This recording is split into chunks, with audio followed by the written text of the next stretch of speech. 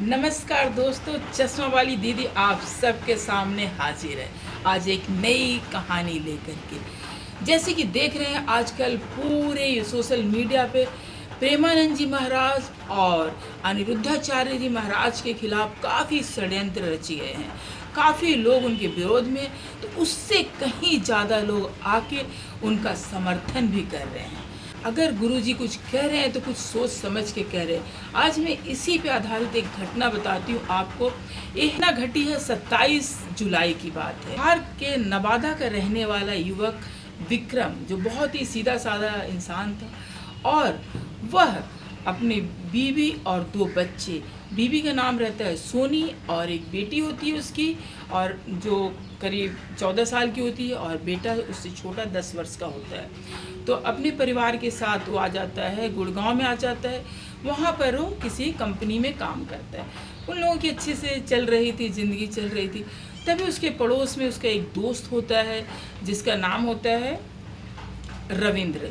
एक दिन क्या होता है, रविंद्र उसके घर आता है, तो फिर विक्रम अपनी बीवी से कहता है, सोनी से, कि चाय बना कर लाओ। फिर सोनी जो है चाय बना कर लाती है, और फिर दोनों एक दूसरे को देखते हैं। फिर ऐसे ही समय बीतता जाता, और जो रविंद्र होते हैं इनके घर आना जाना शुरू कर देता। फिर एक दिन क्या होते हैं, दोनों अपने फ़ोन नंबर एक्सचेंज करते हैं, फिर आपस में बातें करने लगते हैं। इस तरह से बातें करते करते इन दोनों के बीच में दोस्ती तक ही ये दोनों सीमित नहीं रह जाते। और विक्रम एक सीधा साधा युवक था। ऑफिस जाता था, सुबह जाता था 8 बजे, शाम को 5 बजे आता था। और तब तक में जब भी वो नहीं रहता था तो इसकी बीवी जो है सोनी, रविंद्र को अपने घर में बुला लेती थी, और दोनों दोस्ती के साथ साथ कुछ इनके अवैध संबंध भी बनते थे। और सोनी और रविंद्र जो था, इनकी एक गलत आदत थी, जो जब भी इंटीमेट होते थे उसकी वीडियो बनाते थे। तो इस तरह से क्या, इनके मोबाइल में काफ़ी सारे वीडियोस भर गए थे। तो एक दिन होता क्या है कि इनकी जो बेटी होती है, सोनी की बेटी जो 14 साल की होती है, वो किसी तरह से मोबाइल चलाते हुए वो अपनी माँ की वीडियो देख लेती है एक आपातकालीन स्थिति में। यानी कि वो देखकर बहुत ही ज़्यादा सन्न रह जाती है कि दूसरे के साथ, अब 14 साल की बेटी है तो समझ सकते हैं कि उसे इतना तो समझ में आता ही होगा कि उसकी माँ गलत व्यक्ति के साथ है। फिर वो अपने पापा से बात बताती है, तो और ये चीज़ सोनी को पता चल जाता है कि बेटी ने अपने पापा से शेयर कर दिया। वो डरने भी लग जाती है। साथ साथ उसे भी है, अब उसे अपने प्रेमी को किसी भी हाल में नहीं छोड़ना है। देखिए, शादी हो चुकी 35 साल की सोनी, 40 साल का विक्रम, कोई कम एज नहीं है, ठीक है, और 2 बच्चे। अब यहाँ पर क्या है, पति बेचारा सीधा साधा समझाता है, सोचता है शायद ठीक हो जाए, और ज़्यादा कुछ नहीं करता कि ज़्यादा अगर बोलूँगा तो मुझे छोड़कर चली जाएगी। 2 बच्चे भी है, तो काफ़ी वो गंभीर व्यक्ति रहता है। विक्रम जो है बहुत ही शांत स्वभाव था, तो ज़्यादा वो सोनी पे प्रेशर नहीं देता, समझा बुझाता है। वो तो सुबह से शाम तक ऑफिस ही रहता है, मतलब वो अपनी कंपनी में ही काम करता था। अब वो क्या करती है, प्लान बनाना शुरू करती है कि कैसे इसे रास्ता से हटा दिया जाए। और फिर 26 जुलाई के दिन अचानक पता चलता है कि विक्रम जो है गायब हो चुका है, वो घर नहीं आता। देखिए, 26 जुलाई को गायब होता है, 26 जुलाई को सोनी कुछ नहीं करती, 27 जुलाई भी ऐसे ही चला जाता है। 28 जुलाई के दिन अब परिवार वाले प्रेशर डालते, आखिर में विक्रम गया कहाँ है, तुम्हें कुछ नहीं बताया कुछ। और फिर सोनी भी, देखिए, जो क्राइम करता है ना, तो वो थोड़ा सा वो इतना मतलब अटेंशन नहीं दे रही थी कि पति को ढूंढने के लिए, क्योंकि वो तो खुद इस क्राइम में इन्वॉल्व थी, तो क्यों दे। तो लेकिन बाकी परिवार वाले उसके खोजबीन में लगे हुए थे। फिर सोनी को डांटते फटकारते, तो 28 तारीख के दिन हो जाती है, और पुलिस थाने में, उद्योग नगर पुलिस थाने में वो जाकर रिपोर्ट लिखवाती है कि हमारा पति जो है गुम हो गया है। और उसे डर लगने लगता है कि हो सकता है कि मैं इसमें फंस जाऊं। तो वो क्या करती है, चालाकी चलती है, वो जो इसका बॉयफ्रेंड रविंद्र होता है उसका नाम भी वो उसमें डाल देती है, और बोलती है कि रविंद्र ने मेरे साथ गलत काम किया और उसने ही मेरे पति को मार दिया। अब देखिए कितनी चालाक चल रही है लेडी, सोनी कितनी सातिर निकल गई। अब जो है पुलिस की तो नज़रें सोनी पे थी ही, तो फिर रविंद्र को पुलिस जो है पकड़ती है, थाने लेकर आती है, और उसकी पिटाई होती है। तो जब उससे पूछताछ की जाती है, तब वो असली सच जो है यहाँ पर उगल देता है कि इस हत्याकांड में मैं अकेला ही शामिल नहीं हूँ। ये सब मैंने सोनी के कहने पर किया है, क्योंकि सोनी और हमारी जो वीडियो थी उसकी बेटी देख लेती है तो ये कि किसी तरह उसका पति, और इतना ही नहीं, वो बच्ची को भी अपने रास्ते से हटाना चाहती थी, लेकिन नहीं हो सका। उसने पहले पति को हटाने के लिए मुझे कहा, और मैंने अपने 2 लोगों के साथ मिलकर, यानी कि मेरे चाचा और मेरा एक दोस्त मिलकर के हमने उसे ले गए 26 तारीख के दिन और उसकी हत्या कर दी। और साथ ही साथ हमने चाचा के पास एक तबेला है जहाँ पर जानवरों को रखते हैं, वहाँ पर एक गड्ढा खोदकर हमने उसे दफना दिया है। और हमारी और सोनी के बीच में बहुत ही गहरी संबंध है। जब ये बात पुलिस को पता चलती है कि सोनी ने पुलिस को गुमराह करने की कोशिश की, फिर पुलिस आती है, सोनी को गिरफ्तार करते है, उससे पूछताछ जब करती है, तब सोनी जो है सच उगलती है कि हाँ ऐसा ऐसा। तब वो देखती है कि अब मैं बच नहीं पाऊँगी, तो वो बताती है। और उसके पहले उसने बहुत सारी ऐसी वीडियो भी देखी कि किस तरह से अपने पति को रास्ते से हटा दिया जाए, और बेटी को भी, लेकिन बेटी को हटाने में देर हो जाती है, तब तक इसका पर्दा फाश हो जाता है।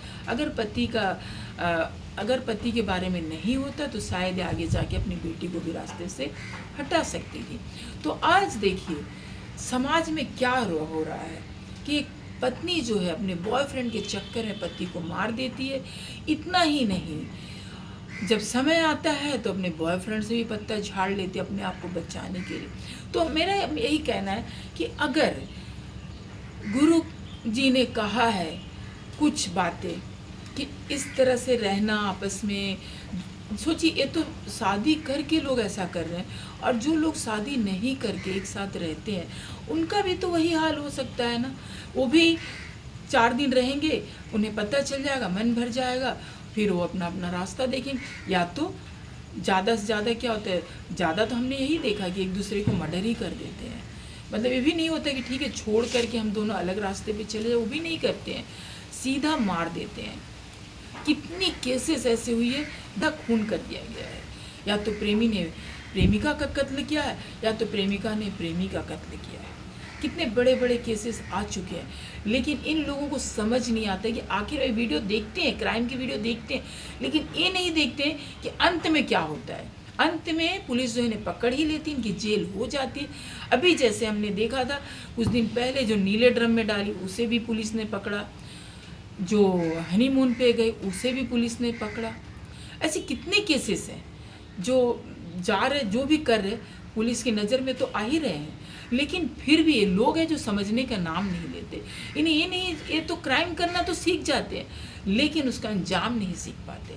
ये नहीं देख रहे आखिर में पुलिस उन्हें पकड़ ही लेती है, क्योंकि बोलते हैं ना मुजरिम कब तक छुप पाएगा, पुलिस से नहीं बच पाएंगे। तो ये वो नहीं देख पाते कि उसका अंजाम क्या होता है।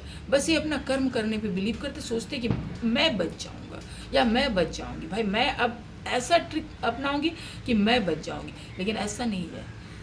कानून के हाथ बहुत ही लंबे हैं। पहले वाली बात अलग थी, अब सोशल मीडिया का ज़माना है, बहुत ही जल्दी सब कुछ पता चल जाता है। तो दोस्तों, बहनों, भाइयों, जो भी इस तरह का सोचते हो तो मत सोचो, मत करो। आपको पसंद नहीं है, मैं तो यही कहती हूँ दोनों 2 रास्ते चले जाओ। हमेशा मैं यही कहती हूँ अपने अपने रास्ते अलग कर लो, किसी को मारो मत, किसी की जान से मत खेलो। और जो गुरुजी लोग कहते हैं ना, कोई गलत नहीं कहते हैं, उनका एक्सपीरियंस है। हम लोगों के विचार उन तक जाते हैं, वो सुनते हैं, तभी वो सोचते हैं कि कुछ हमें हो सकता है। क्योंकि बहुत सारी वीडियो मैं देख रही हूँ कि बहुत सारे लोग गुरुजी के प्रवचन से सुनकर अपने आप को बदलते हैं। तो हो सकता है कभी कभी ऐसा आता है ना कि हम अगर सुनते हैं तो हम जो करना चाहते हो नहीं करेंगे, हमारे अंदर एक बदलाव आ सकता है। तो आप लोग जो भी इनका विरोध कर रहे हो प्लीज़ मत कीजिए। अगर कोई समाज में सुधार करना चाहता है तो उन्हें करने दीजिए। ये सब जो हत्याकांड हो रहे हैं आखिर में क्यों हो रहे हैं? सब भोग विलास वासना का ही तो रिजल्ट है। बस यही एक चीज़ है जो समाज में इतनी सारी बुराइयों को लेकर आता है, इतने सारे कुकर्म करवाता है इंसान से। तो क्यों, अगर कोई गुरुजी कुछ कह रहे, संदेश दे रहे तो उन्हें सुनिए। अगर आपको पसंद नहीं, आप मत सुनिए, मत फॉलो कीजिए। आपको कोई ज़बरदस्ती नहीं करेगा। आप 5, 6, 10, 20 बॉयफ्रेंड रखिए, 20 गर्लफ्रेंड रखिए, कोई नहीं मना करेगा, बट अंजाम को भुगतने के लिए भी रेडी रहिए। कि आखिर में अंजाम क्या होगा, इसको भी भुगतने के लिए आपको ही तैयार होना पड़ेगा, दूसरा कोई नहीं करेगा। ठीक है, अब जो भी जाता है दुनिया छोड़कर वही चला जाता है जो इन सब धंधे में रहता है। पहले कहाँ होती थी इतनी केसेस, पहले इतने केसेस नहीं होते थे, क्योंकि जैसे हम लोग हैं, हम अपने मम्मी पापा का आज भी रिस्पेक्ट करते हैं, आज भी सोचते हैं कि कहीं अगर गलत करते हैं तो उनका सर झुकता है। तो हम चाहते हैं कि कभी इस तरह की गलती हम ना करें, कि उनका सर झुक जाए। तो यही चीज़ है आप लोगों को भी रखना है कि हमेशा अपने माता पिता का रिस्पेक्ट कीजिए, और वो कभी आपका गलत होने नहीं देंगे। 9 महीने पेट में रख कर के माँ एक जन्म देती है, पिता दिन रात कड़ी मेहनत करके कमा के लाता है, आपका पेट भरता है। उस माँ पिता की इज्जत कीजिए और समाज में एक इज्जतदार बन के जिए, ऐसा ना एक क्रिमिनल बन के मत जिंदगी जिए। ये सब गर्लफ्रेंड बॉयफ्रेंड अगर आपको रखना है, इज्जत से रहिए, शादी कीजिए, एक के साथ शादी कीजिए, एक के साथ रहिए, 5 साल 10 साल रहिए, उन्हीं के साथ शादी कीजिए। ऐसा नहीं इधर मन भर गया अब यहाँ भटक जाए, यहाँ मन भर गया यहाँ भटक जाए। समाज में ये सब क्या संदेश दोगे आप लोग? बहुत सारे बोल रहे हैं कि किसी के कि हम जैसे कि जांच पड़ताल करके ही करेंगे, अगर हम गाड़ी भी लेने जाते हैं ड्राइविंग का तो हम जांच टेस्ट करते हैं, तो ऐसे हम टेस्ट करेंगे। अरे भाई, टेस्ट तो करते हो, साथ ही साथ खून भी कर देते हो, वैसा टेस्ट किस लिए? टेस्ट करके सिर्फ छोड़ते नहीं हो ना, आप लोग खून भी कर देते हो।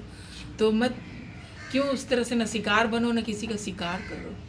टेस्ट करना है तो भी निष्पक्ष टेस्ट कीजिए। गाड़ी का तो आपने एग्जाम्पल दिया, लेकिन आप वो गाड़ी को वहाँ छोड़ कर आते हैं, नहीं लेते हैं, उसको मार पीट के गाड़ी को खंडहर नहीं बना देते हैं, गाड़ी को तोड़ फोड़ नहीं कर देते हैं। टेस्ट किए, नहीं आपको पसंद, आप छोड़ देते उसको वहीं पर। उसकी पूरी कुर्बानी नहीं चढ़ाते उस गाड़ी की कि मुझे पसंद नहीं, अब इसे मार पीट के तोड़ के ख़त्म कर दे, डिस्ट्रॉय कर दे, कभी नहीं करते। तो इसी तरह अगर मान लो आप टेस्ट ले रहे हो, वो फेल हो गया, उसे वहीं पे छोड़ दीजिए। खून करने की क्या ज़रूरत है? शादीशुदा पत्नी पति जो मर्डर कर रहे हैं, क्यों कर रहे हो? अरे कुछ तो सीखो, बच्चों की तो देखो, बच्चों के माँ हो, बच्चों के बाप हो, क्या शिक्षा दोगे अपने बच्चों को? यही दोगे शिक्षा कि देख मैं ये कर रहा हूँ, मैं एक गलत काम कर रहा हूँ, तुम लोग की माँ के रहते हुए मैं दूसरी माँ ढूंढ रहा हूँ, तुम्हारे बाप रहते हुए मैं दूसरी बाप ढूंढ रहा हूँ। छी छी छी छी, शर्म आनी चाहिए ऐसे लोगों पे। मैं तो कहती चुल्लू और पानी में डूब के मरो। तुम जैसे लोग जो पति पत्नी जो इस तरह से कर रहे हो ना, चुल्लू और पानी में डूब के मरो। या तो तुम लोग शादी ही मत करो, ऐसे ही घूमते रहो, 10 जगह घूमते रहो, बच्चे पैदा मत करो।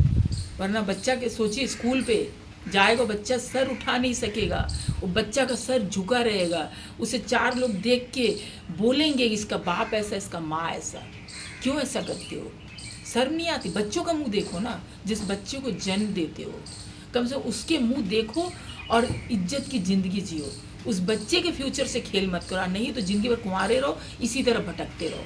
मेरा तो यही कहना। अगर दोस्तों आपको लगता है कि मैं थोड़ा भी गलत कर, प्लीज़ कमेंट करके बोलिएगा, और अगर लगता है कि मैंने सही कहा तो प्लीज़ लाइक शेयर सब्सक्राइब इस चश्मे वाली दीदी को ज़रूर करना, बिल्कुल सब्सक्राइब करना मत भूलिएगा, ताकि मुझे प्रमोट कीजिए, ताकि मैं इसी तरह से आप लोगों को नई नई खबरें सुनाती रहूँ। धन्यवाद।